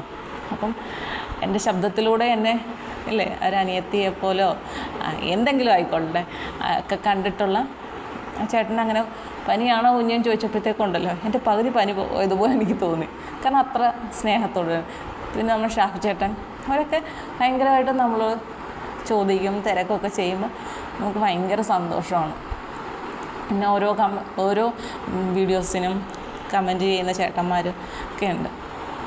അപ്പോൾ ചിലർക്കൊക്കെ തിരക്കുകൊണ്ട് എൻ്റെ വീഡിയോസ് കേൾക്കാൻ പറ്റുന്നില്ല എന്ന് എന്നെ അറിയിക്കുന്നുണ്ട്. അപ്പോൾ അങ്ങനെ പോവുകയാണ്. പിന്നെ ട്യൂഷനിലെ കാര്യം പറയുകയാണെങ്കിൽ പോകുന്നത് ഇപ്പം ഇവിടെ അടുത്തുള്ളതെന്ന് പറഞ്ഞു കഴിഞ്ഞാൽ നടന്നു പോകുന്ന ഒരു 1/4 മണിക്കൂർ അടുത്ത് നടപ്പുണ്ട്. കാരണം ഈ റോഡ് ഇച്ചിട്ട് മോശമായതുകൊണ്ട്. അപ്പോൾ നടക്കുന്ന വഴിയിൽ കഴിഞ്ഞ ദിവസം ഞാൻ ശ്രദ്ധിച്ച ഒരു കാര്യം, നമ്മൾ പോകുന്നു എല്ലാ ദിവസവും കാണുന്നെങ്കിലും കഴിഞ്ഞ ദിവസം ഞാനത് ശ്രദ്ധിച്ചേ. നമ്മുടെ ബദാം ഉണ്ടല്ലോ, ബദാം എന്ന് പറഞ്ഞു കഴിഞ്ഞാൽ നമ്മൾ കടയിൽ നിന്ന് വാങ്ങിക്കുന്ന ബദാമില്ല, വേറൊരു ടൈപ്പിലെ ബദാമുണ്ട്. ഈ കടയിൽ നിന്ന് വാങ്ങിക്കുന്ന അതിൻ്റെയൊക്കെ ഒരു ഷേപ്പിലിരിക്കുന്നതാണ് സംഭവം. നമ്മുടെ നാട്ടിലൊക്കെ ഉള്ള ബദാങ്കയാണ്, ബദാങ്കായ എന്നുള്ളതായിരിക്കാം. ബദാങ്ക എന്നാണ് ഞങ്ങളുടെ നാട്ടിലൊക്കെ എന്നെ പറയുന്നത്. അപ്പം അതിങ്ങനെ കൊലയായിട്ടാണ് ഉണ്ടാകുന്നത്. അത് നല്ല പച്ച കളർ ഇങ്ങനെ പഴുത്ത് വരും. പഴുത്ത് വന്നു കഴിയുമ്പോഴത്തേക്കും ഈ വവ്വാലുകൾ വന്ന് അത് തിന്നിട്ട് അപ്പോൾ അതിങ്ങനെ തട്ടുമ്പോൾ തന്നെ താഴെ വീഴും. അങ്ങനെ അതെല്ലാം വാരിക്കൊണ്ട് വന്ന് പെറുക്കിക്കൊണ്ട് വന്നൊക്കെ അതിങ്ങനെ കുറേ ദിവസം നാളിങ്ങനെ കിടക്കും കേട്ടോ. അതിങ്ങനെ കേടാവാതെ ആ തോടോടുകൂടി ഇങ്ങനെ കിടക്കും. അപ്പോൾ അതിങ്ങനെ നമ്മൾ കൊണ്ടുവന്ന് വെയിലത്തൊക്കെ ഇട്ട് പച്ചയൊക്കെ ആണെങ്കിൽ ഉണങ്ങി വരണം. അപ്പോൾ അതിൻ്റെ ആ നീരൊക്കെ വലിഞ്ഞു കഴിഞ്ഞാൽ പെട്ടെന്ന് പൊട്ടിച്ചെടുക്കാം. എന്നിട്ടൊരു കല്ലിൽ വെച്ചിട്ട് മറ്റൊരു കല്ല് കൊണ്ട് അതിനെ തല്ലും. ഇങ്ങനെ ചരിച്ച് പിടിച്ചുകൊണ്ട് അതിൻ്റെ തലക്കിട്ട് ഇങ്ങനെ തല്ലുമ്പോൾ 2 കഷ്ണമായിട്ട് പൊളന്നിട്ട് അതിനകത്തിങ്ങനെ നമ്മൾ ബദാം വാങ്ങിക്കത്തില്ല, ആ ബദാം പോലിരിക്കും ഒരു സാധനം അതിനകത്തിലുള്ള അതിൻ്റെ പരിപ്പാണത്. അപ്പം ചിലതൊക്കെ ഇങ്ങനെ നല്ല കറക്റ്റായിട്ട് പൊട്ടി വരും. അപ്പം നമ്മൾ എന്തെടുക്കുന്നറിയാം, എല്ലാം കൂടി ഇങ്ങനെ വാരി കൊണ്ടിരുന്നിട്ടിട്ട് കല്ലിൻ്റെ അടുത്ത് 2-3 പേരൊക്കെ ഇരുന്നായിരിക്കും പൊട്ടിക്കുന്നത്. അപ്പം നമ്മളിങ്ങനെ പൊട്ടിച്ച് ഒരു പാത്രത്തിലോട്ട് ഇങ്ങനെ ഇടുമ്പോൾ ഇങ്ങനെ ചതഞ്ഞൊന്നും പോവാതെ കിട്ടുന്ന ആ ഒരു കായുണ്ടല്ലോ, ആ പരിപ്പ്, അതിനെല്ലാവരുടെ നോട്ടമായിരിക്കും, ഒരു കുഴപ്പവും പറ്റാതെ. അപ്പം ഇങ്ങനെ ചിലർക്ക് പൊട്ടിക്കുമ്പോഴത്തേക്കും ചതഞ്ഞു പോകും അതിൻ്റെ ആ പരിപ്പ്. അല്ലാതെ ചിലപ്പോൾ നല്ല ഉണങ്ങിയതൊക്കെ ആണെങ്കിൽ നമുക്ക് സുഖമായിട്ട് ഇങ്ങനെ എടുക്കാൻ പറ്റും, ഒരു ചതവും പറ്റാതെ. അങ്ങനെയൊക്കെ എടുക്കുമ്പോൾ ഭയങ്കര സന്തോഷമാണ്. പിന്നെ ഇതെല്ലാം എടുത്തു കഴിഞ്ഞിട്ട് ഇത് വീതം വയ്ക്കും. എല്ലാം പൊട്ടിച്ചെല്ലാം ഇട്ട് കഴിഞ്ഞിട്ട് പിന്നെ വീതം വയ്ക്കും.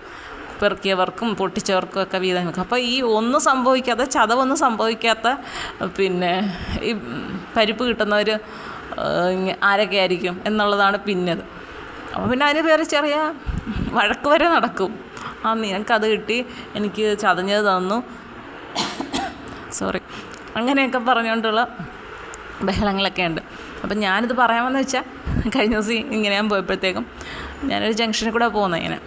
അപ്പോൾ അവിടെ ഇങ്ങനെ ബദാമുണ്ട്. അപ്പം ഞാനിങ്ങനെ നടന്നപ്പോൾ ഇത് ബദാങ്കയല്ലേ.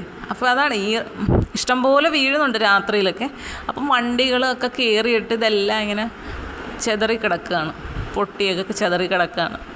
ആരും തന്നെ പെറുക്കിയെടുക്കാനില്ല. പക്ഷേ ഇപ്പോഴത്തെ കുട്ടികൾക്കാർക്കും അറിയില്ലായിരിക്കും ഇതെന്ത് സംഭവമെന്നോ, ഇതിനകത്ത് ഇങ്ങനെ ഒരു പരിപ്പുണ്ടെന്നോ, അത് കഴിക്കാൻ പറ്റുന്നതാണെന്നോ ഒന്നും ആർക്കും അറിയത്തില്ലായിരിക്കും. അപ്പോൾ എനിക്കത് കണ്ടു കഴിഞ്ഞപ്പോഴത്തേക്കും പെട്ടെന്ന് എനിക്ക് ഓർമ്മ വന്നത്, അത് കൊള്ളാം, നമുക്കൊന്ന് കിട്ടിയിരുന്നെങ്കിൽ ഇല്ലേ, ഇവിടെ അടുത്തെങ്ങാണം ആയിരുന്നുവെങ്കിൽ ചെന്ന് ഇല്ല, ഇവിടെ അടുത്തൊന്നും ഞാൻ അങ്ങനെ കണ്ടിട്ടില്ല. ആ ഒരു മരമാണ് അവിടെ ഞാൻ കണ്ടിട്ടുള്ളത്, ഈ നാട്ടിലെന്ന് തോന്നുന്നു. പക്ഷെ എൻ്റെ വീട്ടിൽ ഉണ്ടായിരുന്നു ഇതിൻ്റെ മരം. അപ്പോൾ ഈ വെക്കേഷൻ ടൈമിൽ അപ്പോൾ ആകുമ്പോഴത്തേക്കും, വെക്കേഷൻ ടൈമെന്ന് പറയുമ്പോൾ നമുക്ക് അറിയാമല്ലോ, എല്ലായിടവും വെള്ളമൊക്കെ നന്നായിട്ട് ഉണങ്ങി കിടക്കുന്ന സമയമാണ്. അപ്പം ഈ ഇതും ചൂട് കൊണ്ട് നന്നായിട്ട് ഉണങ്ങിക്കിടക്കും. അപ്പോൾ ഇഷ്ടംപോലെ ഇങ്ങനെ കാണും. ഇത് വന്ന് ഇങ്ങനെ കിറ്റിനകത്ത് പെറുക്കി എടുത്തുകൊണ്ട് പോയിട്ടാണ് ഈ പൊട്ടിക്കുന്നത്. പക്ഷേ ഇന്ന് ഞാൻ ആഗ്രഹിക്കുന്നുണ്ട് ഒരെണ്ണം കിട്ടിയിരുന്നെങ്കിൽ ഇങ്ങനെ കല്ലുകൊണ്ട് അടിച്ച് പൊട്ടിച്ചിട്ട് അതിൻ്റെ ആ പരിപ്പെടുക്കാം, ഒരെണ്ണം കുഞ്ഞിനും കൊടുക്കാം എന്നൊക്കെ ഞാനിപ്പം ആഗ്രഹിക്കുന്നുണ്ട്. പക്ഷേ ഇവിടെ അടുത്തൊന്നും ഞാൻ കണ്ടിട്ടില്ല. അത് റോഡായതുകൊണ്ടും അത് വലിയൊരു ജംഗ്ഷൻ പോലെ ആയതുകൊണ്ടും അതൊരു അവിടെപ്പുറത്ത് തന്നെ ഒരു ചന്തയൊക്കെയാണ്, നമുക്ക് പെറുക്കാനുള്ള സാഹചര്യമല്ലല്ലോ. അതുകൊണ്ടാണ് ഞാനിങ്ങനെ പോയപ്പോൾ ഇങ്ങനെ നോക്കി പഴയ കാലങ്ങളൊക്കെ ഇങ്ങനെ ഓർത്ത് ഇങ്ങനെ പോയി. ഇത് പറഞ്ഞപ്പോഴാണ് മറ്റൊരു കാര്യം കൂടെ പറയണമെന്ന് തോന്നി. ഞാൻ എൻ്റെ വീഡിയോസിലൊക്കെ കഴിഞ്ഞ മഴയുടെയൊക്കെ വീഡിയോ, ആ കാറ്റുമൊക്കെ കണ്ടപ്പോൾ എല്ലാവരും കണ്ടിട്ടുണ്ടാവും ഇവിടുത്തെ ഒരു വലിയ ആഞ്ഞിലി മരം.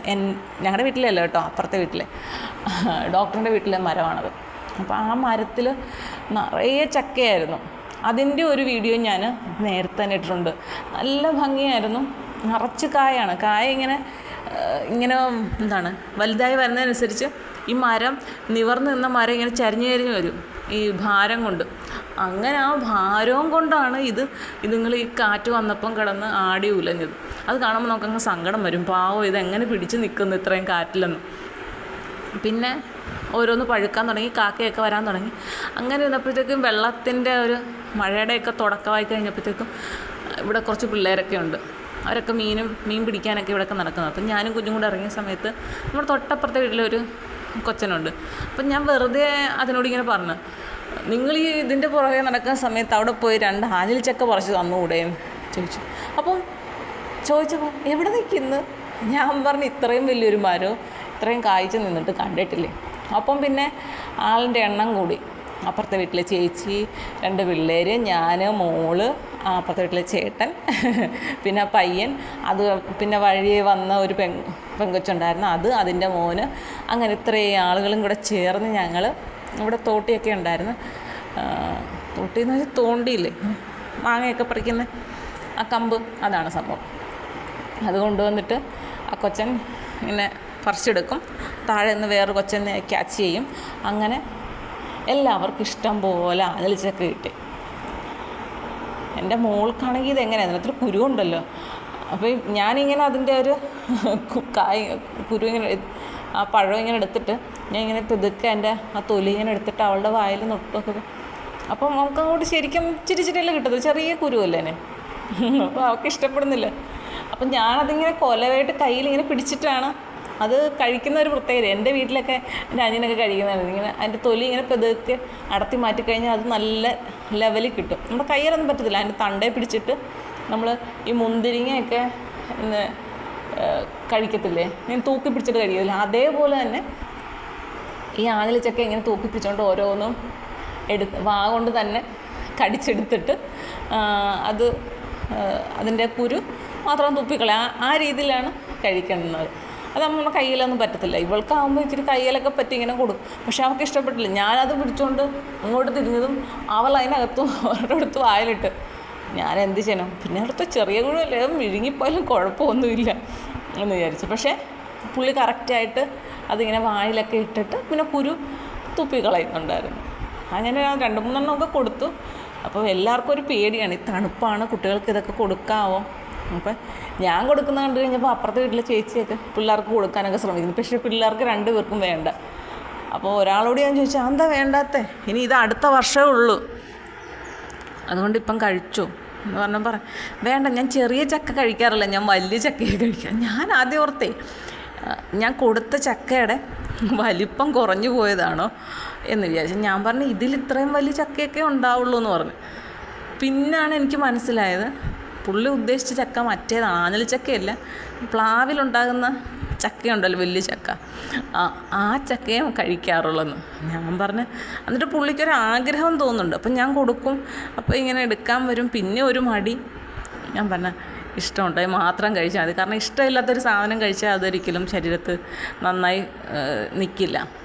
അങ്ങനെ അവർ 2 പേരും കഴിച്ചില്ല. ബാക്കിയുള്ളവരെല്ലാവരും കഴിച്ചു. എല്ലാവർക്കും സന്തോഷമായി. അന്നങ്ങനെ കഴിച്ചു കഴിഞ്ഞപ്പം എനിക്ക് സന്തോഷമായി. ഇനിയിപ്പോൾ അടുത്ത വർഷമേ നമുക്ക് ഇത് കഴിക്കാനുള്ള ഭാഗ്യമുള്ളൂ. കാരണം അതാണല്ലോ ഒരു സീസൺ എന്ന് പറയുന്നത്, അതാണ്. ഇനി അടുത്ത വർഷം മാത്രമേ അത് ആ മരം കായ്ക്കുള്ളൂ. പിന്നെ മഴ ഇങ്ങനെ വന്നു കഴിയുമ്പോൾ പിന്നെ ഇതിൽ വെള്ളം നിൽക്കും, ഇതിങ്ങനെ ചീത്തയാവാൻ തുടങ്ങും. അതിൻ്റെ കൂടെ കാറ്റടിക്കുമ്പോൾ ഉണ്ടായിരുന്നല്ലോ, ഞാൻ ദിവസം നോക്കിയപ്പോൾ കാറ്റടിക്കുന്ന പടപടാ സൗണ്ട് കേൾക്കുന്നു. അപ്പോൾ ഈ ആഞ്ഞിലിച്ചക്ക ഈ പഴുത്ത് നിന്നത് കാറ്റടിക്കുമ്പോൾ പടവും താഴോട്ട് റോഡിൽ വീഴുന്ന ശബ്ദമാണ് കേട്ടത്. പിന്നെ ഈ ആഞ്ഞിലിച്ചക്കയുടെ കുരു എടുത്തിട്ട് ഇങ്ങനെ വറുത്തിട്ട് കഴിക്കും. അത് ഞങ്ങളുടെ നാട്ടിലൊരു അമ്മൂമ്മയുണ്ടായിരുന്നു, വീടിൻ്റെ അടുത്തുള്ള അമ്മൂമ്മ. കറക്റ്റായിട്ട് ഞങ്ങളിത് പെറുക്കാമെന്ന് ഭയങ്കര മെനക്കെടി. ചെറിയ കുരുവല്ലേ, അതിങ്ങനെ പെറുക്കി ഞങ്ങളതിൽ പിള്ളേർ സെറ്റുകളെല്ലാം കൂടെ പെറുക്കിയിട്ട് ഞങ്ങൾ കൊണ്ടുപോയി അമ്മൂമ്മയുടെ കൊടുക്കും. അമ്മൂമ്മ അത് ചീനിച്ചട്ടിയിലൊക്കെ ഇട്ട്, അവർക്കൊക്കെ അറിയാമല്ലോ അതിൻ്റെ ഒരു പാകം, അത് ആ ഒരു പാകത്തിൽ വറുത്തിട്ട് അങ്ങനെ തല്ലും, തുണിയിലിട്ട് തല്ലിയിട്ട് നമുക്ക് തരും. നല്ല ടേസ്റ്റാണ് കേട്ടോ. അപ്പം എനിക്ക് ആഗ്രഹമൊക്കെ ഉണ്ടായിരുന്നു ചെയ്യണമെന്ന്. പക്ഷേ റോഡാണ്, നമുക്ക് കുഞ്ഞുമായിട്ടൊന്നും അവിടെ പോയി വെറുക്കാനൊന്നും നടക്കത്തൊന്നുമില്ല. ഇനിയും ഉണ്ടല്ലോ വർഷങ്ങൾ ജീവിതത്തിൽ. അപ്പം ആയുസ്സും ആരോഗ്യവും ഉണ്ടായാലും ഇനിയും ഒരു അവസരം കിട്ടുമെന്നുള്ള പ്രതീക്ഷയില്ല. കാരണം അവൾക്കിതൊക്കെ കൊടുക്കണമെന്ന് എനിക്ക് വലിയ നിർബന്ധമുണ്ട്. അതിൽ ഞാൻ വേറെ ഒന്നും വിചാരിക്കില്ല. ഇത് കഴിക്കാത്ത ഒരുപാട് കുട്ടികളുണ്ട്. അപ്പം അതിൽ വലിയൊരു വിറ്റെന്ന് പറയുന്നത് എന്താ എനിക്ക് തോന്നിയെന്ന് പറയാം, അനിൽ ചക്ക ഇതിലേ. അപ്പോൾ ആ കൊച്ചൻ ഇത്തിരി വലിയ കൊച്ചനാണ്. ഞാൻ പറഞ്ഞു അത് പഴുത്താണ്, ഇത് പഴുത്താന്ന് പറയാം. അപ്പം കൊച്ചൻ പറയാം, ചേച്ചി എനിക്ക് അറിയത്തില്ല, ഇത് പഴുത്തതും പച്ചയും കണ്ടാൽ എനിക്ക് മനസ്സിലാവുന്നില്ല. ഞാൻ പറഞ്ഞു പഴുത്തതും പച്ചയും കണ്ടാൽ മനസ്സിലാവുന്നില്ല, പച്ചയ്ക്ക് പച്ച കളറ്, പഴുത്തതിന് കളറ് മാറിയേക്കുന്നത് എനിക്കറിയത്തില്ല ചേച്ചി ഏതാ പച്ചയും പഴുത്തതെന്ന് പറഞ്ഞു തരണേ. പിന്നെ എന്നെക്കാളും ചെറിയ കൊച്ചൻ പറഞ്ഞു കൊടുത്തു, അണ്ണ അത് ഇപ്പുറത്ത് നിൽക്കുന്ന ഇല്ല അത് ഇങ്ങനെയൊക്കെ പറിച്ചിട്ട് ഏതായാലും എല്ലാവരും കഴിച്ചു. അങ്ങനെ ഒരു ആഗ്രഹം സാധിച്ചു. ഞാൻ അന്ന് വീഡിയോ ചെയ്തപ്പോൾ അതിൽ ഞാൻ പറഞ്ഞിട്ടുണ്ടായിരുന്നു, ഇതിൽ ഒരു ആഞ്ഞിലിച്ചക്കയെങ്കിലും കഴിക്കണമെന്ന് എനിക്ക് ഒരുപാട് ആഗ്രഹമുണ്ട്. നടക്കുമോയെന്നറിയില്ല, മാക്സിമം ശ്രമിക്കുമെന്നൊക്കെ ഞാൻ അന്ന് പറഞ്ഞിരുന്നു. ഏതായാലും ആ ഒരു ആഗ്രഹം നടന്നു. ഇപ്പം ആഞ്ഞിലിയിൽ ഒറ്റ ചക്ക പോലുമില്ല. എല്ലാം തന്നെയും കാറ്റുകൊണ്ടും മഴ കൊണ്ടും താഴെ വീണു പോയി. നല്ലപോലെ കേൾക്കാറുന്നത് ഇങ്ങനെ ആഞ്ഞിലിച്ചക്ക താഴെ വീഴുന്ന ശബ്ദം. അങ്ങനെ അതിൻ്റെ കാലം കഴിഞ്ഞു. ഇപ്പം ഇങ്ങനെ ഭാരം കൊണ്ട് തല കുനിച്ച് നിന്ന ആ മരം ഇപ്പം നിവർന്നിട്ടുണ്ട്. നമുക്ക് മനസ്സിലാവും നിറയെ ചക്കയൊക്കെ പിടിച്ചിരുന്ന ആഞ്ഞിലിയാണ്. അതുപോലെ അത് ക്ഷീണിച്ച് നിൽക്കുകയാണ്. അതിൻ്റെ കൂടെ ഈ കാറ്റും മഴയൊക്കെ കൊണ്ടിട്ട് ഇലയൊക്കെ വല്ലാണ്ട് എല്ലാം നിൽക്കുകയാണ്. ഇനി അതിന് പുതിയ ഇലകളൊക്കെ തളർത്ത് അടുത്ത വർഷത്തെ ഫലം നൽകാനായിട്ട് അതിനെയും കരുത്താർജിക്കേണ്ടതുണ്ട്. അപ്പം നമ്മളതിനോടുള്ള നന്ദി, ഞാനിവിടെ നിന്നുകൊണ്ട് കുഞ്ഞിനോട് പറയും, നമുക്ക് ആഞ്ഞിലിച്ചക്ക തന്ന മരമാണ്, നമുക്ക് അതിനോടൊരു നന്ദിയുണ്ട് കേട്ടോ, നന്ദി പ്രകടിപ്പിക്കാനുണ്ട് എന്നൊക്കെ പറയും. അപ്പോൾ ആഞ്ഞിലിച്ചക്കയുടെയും മാങ്ങയുടെയൊക്കെ സീസണൊക്കെ കഴിഞ്ഞു. മാങ്ങ എവിടെ നിന്ന് കിട്ടി കേട്ടോ, ആ വീട്ടിൽ തന്നെ മാവുണ്ട്, മൂവാണ്ടൻ മാവ്. അപ്പോൾ ഞങ്ങളോട് പറഞ്ഞിരുന്നു, അന്ന് ഒരു പ്രാവശ്യം ഒരു മാങ്ങ കിട്ടിയപ്പം പറഞ്ഞു പറിക്കുമ്പം തരാവേ എന്ന് പറഞ്ഞു. അങ്ങനെ അവിടുന്ന് കുറച്ച് മാങ്ങയൊക്കെ തന്നു, അത് കഴിച്ചു. അപ്പുറത്തെ പറമ്പിലെ മാവേൽ ഒറ്റ മാങ്ങയില്ലാതെ കുറേയധികം മാങ്ങയുണ്ട്, കുറച്ചുണ്ടായിരുന്നു, ഒരു കിറ്റ് മാങ്ങ ഉണ്ടായിരുന്നു തോന്നുന്നു. അവരുടെ പിന്നെ വീട്ടുകാർ വന്ന് പറിച്ചുകൊണ്ട് പോയി. പിന്നെ ഏറ്റവും മുകളിൽ അവിടെ ഇവിടെ 1-2 മാങ്ങ ഞാൻ കണ്ടിരുന്നു, പക്ഷെ അതൊക്കെ അണ്ണാനോ മറ്റോ തിന്നു പോയി. ഇനി 2 മാങ്ങ ഈ കേട് വന്ന പോലൊക്കെ മുകളിൽ നിൽപ്പുണ്ട്, ബാക്കി ഒന്നുമില്ല. ഈ പ്രാവശ്യം ഒറ്റ മാങ്ങ ഇങ്ങനെ കിട്ടിയില്ല മാവേന്ന്, കിട്ടാനും മാത്രം ഇല്ലായിരുന്നു. എന്താണ് അതിന് സംഭവിച്ചതെന്നറിയില്ല, ഇത്തള കയറിയിട്ടാവാം സംഭവം. മാങ്ങ ഒന്നും കിട്ടിയിട്ടില്ല. കഴിഞ്ഞ വർഷമൊക്കെ ഇഷ്ടംപോലെ റോഡിൽ കൂടെ പോകുന്നവർ വരെ പെറുക്കിക്കൊണ്ട് പോകുമായിരുന്നു, അതുപോലെ മാങ്ങയുണ്ടായിരുന്നു. ഇപ്രാവശ്യം മാങ്ങയൊന്നും ഇല്ലായിരുന്നു. പിന്നെന്താണ് ഈ മഴക്കാലത്തെ വിശേഷം പറയാൻ, ഈ മാങ്ങയും ചക്ക കിട്ടിയില്ല ഇപ്രാവശ്യം, അതാണ് വലിയൊരു വിഷമം. ഇപ്പം ചേച്ചിയൊക്കെ വിളിച്ചിട്ട് പറയുന്നു, അവർ പുതിയ വീടൊക്കെ വെച്ച സ്ഥലത്ത് അവിടെയൊക്കെ ഇഷ്ടംപോലെ മാങ്ങയുണ്ട്, ഇഷ്ടംപോലെ കൊണ്ടുവന്ന് വെച്ചേക്കുന്നടി, ഓരോ വീട്ടിൽ നിന്നും ഞാൻ കൊണ്ടുതരുന്നു, ഇതെന്തോ ചെയ്യാൻ പറ്റും എന്ന് പറഞ്ഞു. ഞാൻ പറഞ്ഞു ഇവിടെ ഞങ്ങൾക്ക് മാങ്ങ കിട്ടിയിരുന്നെങ്കിലെന്ന് പറഞ്ഞ് ഇരിക്കുന്നു. കാരണം ഇവിടെ മാവും ഒന്നുമില്ലേ, ഇവിടെ സ്ഥലത്തെ തെങ്ങ് മാത്രമേ ഉള്ളൂ. അപ്പം ഞാൻ പറഞ്ഞു ഇവിടെ കിട്ടിയിരുന്നെങ്കിലെന്ന് പറഞ്ഞു. എനിക്ക് കിട്ടിയത് എന്ത് ചെയ്യണമെന്ന് അറിയത്തില്ലല്ലേ എന്ന് പറഞ്ഞു. പക്ഷേ ഇത്ര ദൂരമല്ല, എന്ത് ചെയ്യാനാ. അങ്ങനെ ആ ഒരു മാങ്ങയുടെ കാലഘട്ടം കഴിഞ്ഞു, ആഞ്ഞിലിച്ചക്കയുടെ കാലഘട്ടവും കഴിഞ്ഞു. ഇനി അടുത്ത വർഷമേ ഉള്ളൂ ഇവയൊക്കെ. പിന്നെ ചക്കൽ അവിടെ ഒരു വീട്ടിലുണ്ട്, നമ്മൾ പത്രം എടുക്കാൻ പോകുന്ന വീട്ടിലുണ്ട്, പക്ഷേ അതങ്ങനെ വലുതായിട്ടില്ലെന്ന് തോന്നുന്നു. ഈ പ്രാവശ്യം ചക്ക കഴിച്ചിട്ടില്ല. കഴിഞ്ഞതിൻ്റെ മുമ്പത്തെ പ്രാവശ്യം 2-3 വർഷത്തിന് മുമ്പ് ഞാൻ എൻ്റെ നാട്ടിൽ പോയപ്പം അമ്മയുടെ വീട്ടിൽ പോയിരുന്നു. അപ്പോൾ അവിടുത്തെ ചക്കയെന്ന് പറയുന്ന പ്ലാവിലുണ്ടാകുന്ന ചക്ക നല്ല മധുരമാണ്. അപ്പം ഞങ്ങൾക്കൊരു ചക്ക തന്നു. ഞങ്ങളിവിടെ കൊണ്ടുവന്നിട്ട് ഞാൻ ചക്കയപ്പമൊക്കെ ഉണ്ടാക്കി. നമ്മൾ ചക്കയപ്പം ഉണ്ടാക്കാന്ന് വെച്ചാൽ, ഞാൻ പറയുന്ന പേര് കേൾക്കുമ്പോൾ ഇത് എന്ത് സംഭവം എന്ന് കഴിയില്ല, വഷ്ണയിലെന്ന് പറയും. വഷ്ണ അതൊരു വീതിയുള്ള ടൈപ്പ് ഇലയാണ്. അതിന് നല്ല മണമാണ്. അതൊന്ന് കടിച്ച് നോക്കുമ്പോൾ അതിനൊരു ചെറിയ ഒരു ടേസ്റ്റും ഉണ്ട് ആ ഇലയ്ക്ക്. അപ്പോൾ നമ്മൾ ആ ഇലയിൽ പിന്നെ ഇങ്ങനെയുള്ള ചക്കയപ്പമൊക്കെ ഉണ്ടാക്കുകയാണെങ്കിൽ അതിൻ്റെ ടേസ്റ്റും ഈ ചക്കയുടെയും ഒക്കെ ടേസ്റ്റ് ഒക്കെ വരുമ്പോഴത്തേക്കും ഒരു പ്രത്യേക ടേസ്റ്റാണ്. ഇതിങ്ങനെ കുമ്പിൾ കുത്തിയിട്ട് അതിനകത്ത് ഈ മാവ് നിറച്ചിട്ട്. ഞാനിവിടെ ചക്കയപ്പം ഉണ്ടാക്കാൻ അന്ന് എല്ലാം വൃത്തിയാക്കി എടുത്തിട്ട് മിക്സിയിലൊന്ന് അടിച്ചിട്ട് മാവായിട്ട് ചേർത്ത്, പഞ്ചസാര ഒന്നും ചേർക്കത്തില്ല കേട്ടോ, വേറെ ഒന്നും ചേർക്കേണ്ട കാര്യമില്ല, നല്ല മധുരമായിരുന്നു. ശർക്കര ഒന്നും ഞാൻ ചേർത്തില്ല, കാരണം അത്ര മധുരം ഉണ്ടായിരുന്നു. മാവായിട്ട് ചേർത്ത് ഇങ്ങനെ കുഴച്ച് കുമ്പിളിനകത്ത് വെച്ച്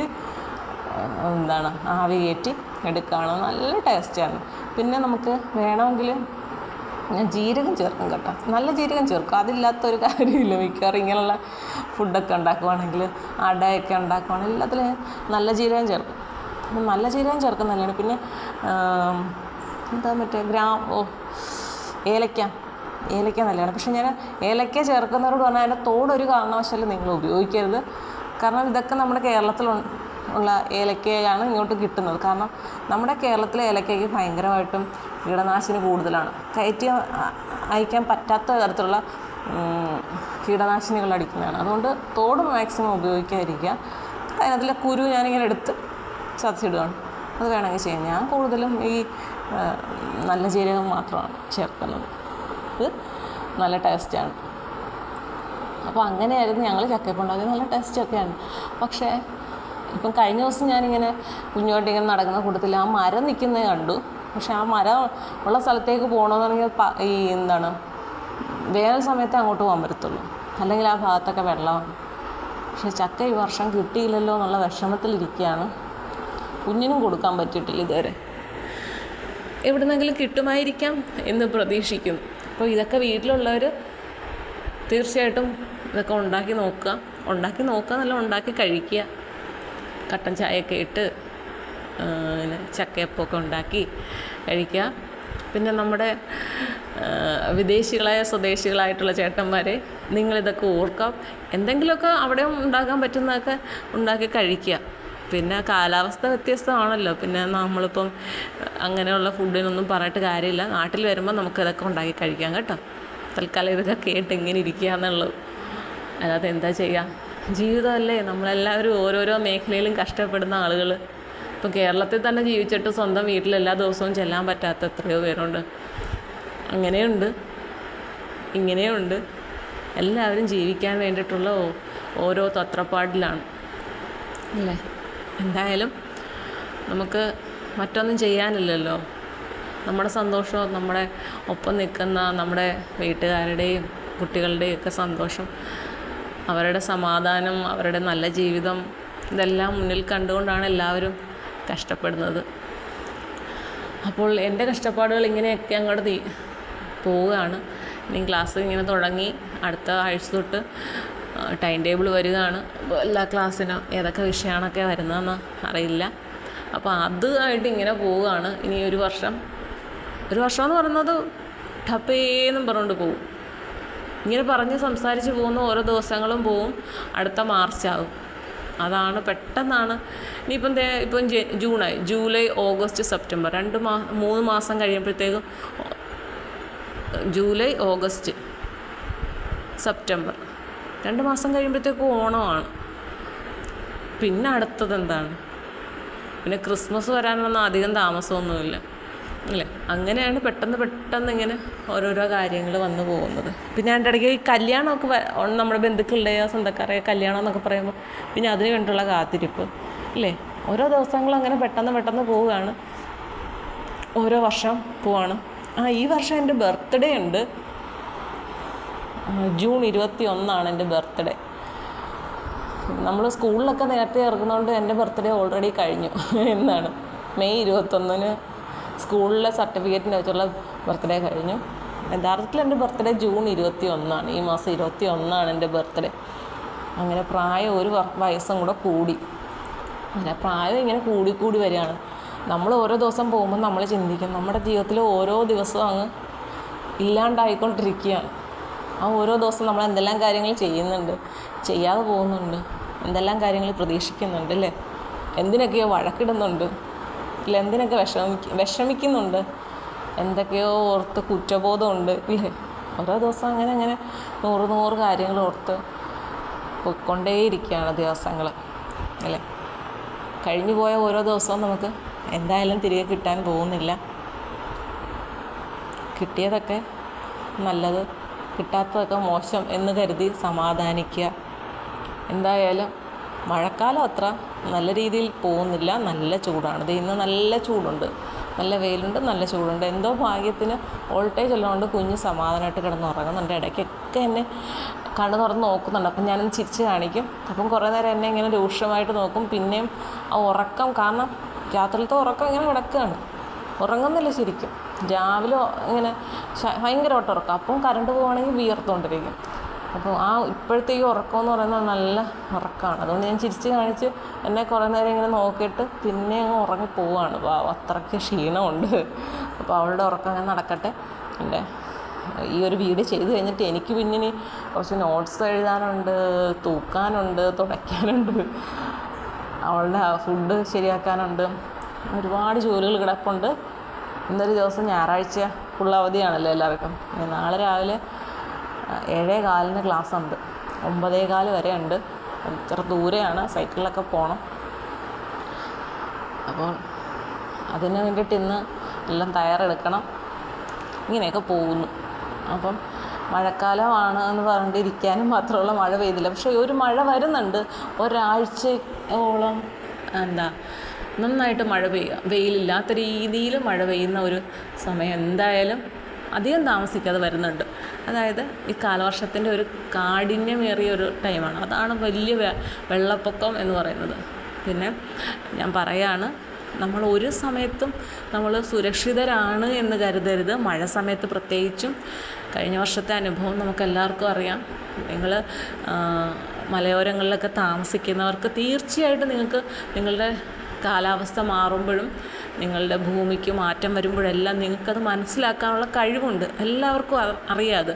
ഇപ്പം കടലിൻ്റെ തീരത്ത് താമസിക്കുന്നവർക്ക്, മീൻ പിടിക്കാൻ പോകുന്നവർക്കൊക്കെ കടലിൻ്റെ എല്ലാ മാറ്റങ്ങളും നന്നായിട്ട് അറിയാം. കടലിലൊരു മാറ്റം വന്നാൽ അവർക്ക് നന്നായിട്ട് അറിയാം ഇത് എന്തുകൊണ്ടാണ്, അപകടമാണോ നല്ലതാണോ എന്നൊക്കെ അറിയാവുന്ന ആളുകളുണ്ട്. ഇതേപോലെ തന്നെയാണ് മലമ്പ്രദേശങ്ങളിൽ താമസിക്കുന്നവർ. അപ്പോൾ നമ്മുടെ പ്രകൃതിയിലൊരു മാറ്റം വരുന്നു. അങ്ങനെയൊക്കെ വരുമ്പോൾ നമ്മൾ ശ്രദ്ധിക്കുക. നമുക്കെപ്പോഴും എല്ലാവരോടും പറയാനുള്ളത്, ഇപ്പോൾ ഞാനുൾപ്പെടെ പറയാനുള്ളത്, നമ്മളെപ്പോഴും ഒന്ന് കരുതിയിരിക്കുക. നമ്മുടെ അത്യാവശ്യം ഡോക്യുമെൻറ്റ്സൊക്കെ എപ്പോഴും സേഫായിട്ട് എല്ലാം കൂടെ ഒന്നിച്ചെടുത്ത് വയ്ക്കുക. നമുക്ക് അത്യാവശ്യമുള്ള കാര്യങ്ങളൊക്കെ വയ്ക്കുക. അത് നമ്മളൊന്ന് സേഫായിട്ട് കുറച്ച് നാളത്തേക്കൊന്ന് സൂക്ഷിച്ച് വയ്ക്കുക. എന്തെങ്കിലും ഒരു ബുദ്ധിമുട്ട് തോന്നിയാൽ അയ്യോ എൻ്റെ വീടേ, അയ്യോ എൻ്റെ പശു എന്നൊക്കെ വിചാരിച്ച് കൂടുതൽ ചിന്തിച്ച് നമുക്കൊന്നും ചെയ്യാൻ പറ്റാതെ സ്റ്റക്കായി പോയി നിൽക്കില്ല. നമ്മൾ അപ്പോഴേ അവിടെ നിന്ന് മാറുക. സ്വന്തം ജീവനേക്കാളും വിലപിടിപ്പായിട്ട് ഒന്നുമില്ല. നമുക്ക് ജീവനുണ്ടെങ്കിൽ നമുക്ക് തീർച്ചയായിട്ടും ഇതെല്ലാം ഉണ്ടാക്കിയെടുക്കാവുന്നതേ ഉള്ളൂ. അപ്പോൾ ഇനിയും ആരുടെയും ജീവൻ നഷ്ടപ്പെടരുത് എന്ന് എനിക്ക് ആഗ്രഹമുണ്ട്. അതൊന്നും കാണാൻ പലർക്കും മനസ്സ് എപ്പോഴും അതൊക്കെ ഓർക്കുമ്പോൾ ഒരു വിതുമ്പൽ പോലെയാണ് പല ജീവനുകൾ. അപ്പം അങ്ങനെയൊന്നും നഷ്ടപ്പെടും എന്ന് ഓർത്ത് വിഷമിച്ച് നിൽക്കല്. നമ്മുടെ ജീവൻ, നമ്മുടെ സ്വന്തക്കാരുടെ ജീവൻ, അതൊരു സംരക്ഷണം നമ്മളുടെ ഉത്തരവാദിത്വം കൂടാണ്. അപ്പോൾ അങ്ങനെയൊക്കെ ഉള്ള കാര്യത്തിൽ റിസ്ക് എടുക്കല്. മാറാനുള്ള സമയമാണെങ്കിൽ തീർച്ചയായിട്ടും നമ്മൾ ആ സ്ഥലത്ത് നിന്ന് മാറുക. ഇനിയും ഒരു പരീക്ഷണത്തിനായിട്ട് ആരും മുതിരരുത്. എനിക്ക് അത്ര മാത്രമേ ഈ ഒരു സന്ദർഭത്തിൽ പറയാനുള്ളൂ. എല്ലാവരും സേഫായിട്ടിരിക്കുക. പിന്നെ നമുക്ക് വെള്ളം, ഒരു നല്ല മഴ പെയ്ത് കഴിഞ്ഞാൽ അപ്പോൾ തന്നെ ഏറ്റവും കൂടുതൽ പ്രശ്നം ഉണ്ടാകുന്നത് കുട്ടനാട്ടിലാണ്. അപ്പം അവരുടെ ഒരു നിലനിൽപ്പ് അല്ലെങ്കിൽ മുന്നോട്ടുള്ള ജീവിതം എന്ന് പറയുന്നത് അറിയില്ല. അതിനെക്കുറിച്ച് എനിക്കൊന്നും പറയാനില്ല എന്നുള്ളതാണ്. എന്തായാലും വെള്ളം ഒരു 3-4 ദിവസം നന്നായിട്ട് മഴ പെയ്തു കഴിഞ്ഞാൽ അവരുടെയൊക്കെ ജീവിതം വെള്ളത്തിൽ തന്നെയാണ്. പിന്നെ ഈ വീട്ടിലെ ഉപകരണങ്ങളെല്ലാം, ഇപ്പം നമ്മൾ പറയുന്നതൊക്കെ കട്ടിൽ, കസേര എല്ലാം തന്നെ ഇങ്ങനെ വെള്ളത്തിലാണ് കിടക്കുന്നത്. പിന്നെ അത് ഏറ്റവും വലിയ കാര്യം എന്ന് വെച്ചാൽ ഈ വെള്ളം ഇറങ്ങിപ്പോയി കഴിയുമ്പം വൃത്തിയാക്കുക എന്നുള്ളത്. അപ്പം ഓരോ പ്രാവശ്യം ഇങ്ങനെ വെള്ളം നിൽക്കുമ്പോഴും വീടിന് കേട് സംഭവിച്ചുകൊണ്ടേ ഇരിക്കുക എന്നാണ് എൻ്റെ ഒരു അറിവ്. അതുപോലെ തന്നെ ഈ ഫർണിച്ചറുകളൊക്കെ ഇങ്ങനെ നനഞ്ഞുകൊണ്ടിരിക്കും, അതിനും കേടുപാടുകൾ വരും അല്ലേ. അപ്പോൾ എന്ത് ചെയ്യാം, നമുക്ക് വേറെ മാർഗ്ഗമൊന്നുമില്ല. ഇതെല്ലാം അഡ്ജസ്റ്റ് ചെയ്യുക എന്നുള്ളതേ ഉള്ളൂ. എന്നാൽ എല്ലാവരുടെയും ജീവൻ്റെ നല്ലൊരു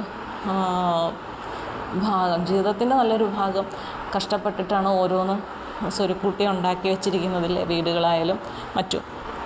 അപ്പോൾ അതൊക്കെ നഷ്ടപ്പെടുക എന്ന് പറയുന്നത് എല്ലാവർക്കും ബുദ്ധിമുട്ടുള്ള കാര്യമാണ്. പക്ഷേ എന്താ പറയുക, ചെയ്യേണ്ട കാര്യങ്ങൾ നമ്മൾ ചെയ്തല്ലേ പറ്റുള്ളൂ. പേടിക്കേണ്ടവയെ പേടിച്ചേ പറ്റുള്ളൂ. വെള്ളം എന്ന് പറയുന്നത് പേടിക്കേണ്ട കാര്യം തന്നെയാണ്, അല്ലേ? നമുക്ക് നമ്മുടെ ജീവൻ നിലനിർത്താൻ നമുക്ക് വെള്ളം ആവശ്യമാണല്ലേ.